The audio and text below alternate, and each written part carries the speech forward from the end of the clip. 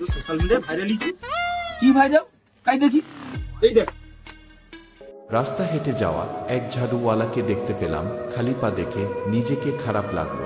তারপর আমি জুতো দোকানে নিয়ে গেলাম, তারপর চেয়ারে বসালাম, ভালো একটা জুতো দেখালাম, তারপর নিজের হাতে জুতো তাকে পায়ে পরিয়ে দিলাম, তারপর দোকানদারকে টাকাটা দিয়ে দিলাম।